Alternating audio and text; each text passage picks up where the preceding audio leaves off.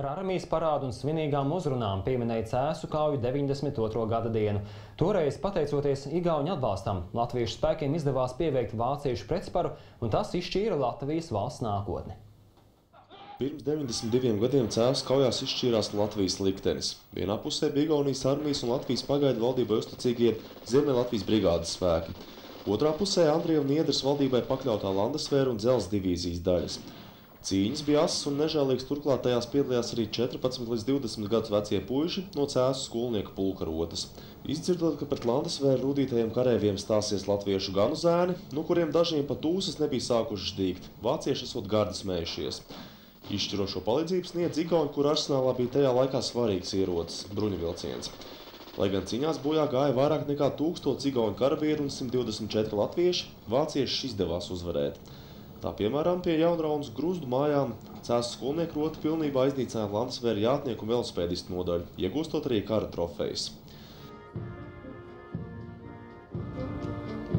Šodien ar armijas parādu Cēsīs pieminēja likteņīgo dienu notikumus, atceroties karavīru bezbailību, kas nerimās pat par spīti skarbajiem sadzīves apstākļiem. Klikām kājām pat bija un visādi Ziemeļa armija, kamēr atnāca tā Igaunijā kaut cik bija apģērbšies ieroči, bet šeit jau uz vietas jau maz tas bija. Vienīgais, ko es pašlaik atceros, ir tas, ka tajās piedalījās arī skolēni. Ka bija ļoti plašs tās vecuma ziņā viss. Un vai var iedomāties, teiksim, sevi tajā laikā, ko tu darītu, ja būtu šāds tā kā aicinājums vai nepieciešamība, vai būtu gatavs arī pats aizstāvēt tā dzimteni? Droši vien, jā. Cēsinieki apzinās, cik nozīmīgs bijušas kaujas viņu pilsētā, taču nekādas leģendas vai nostāsts par tā laika notikumiem nezina. Nekā interesanti tur nav, tie visi ir ļoti bēdīgi un tai pašā laikā ļoti priecīgi, jo mūsu brīvība sākās tieši ar šīm kaujām. Jauniešiem nav ne jausmas varbūt par šo dienu, un viņiem nav tas tik aktuāli. Man liekas, būtu interesanti, ja mēs parādītu to savu veidu skatījumā. Mēs tā kā domājam veidot mazu filmiņu, protams, kā iesācēji, vienkārši, bet es domāju, tas būtu ļoti labs vēstījums.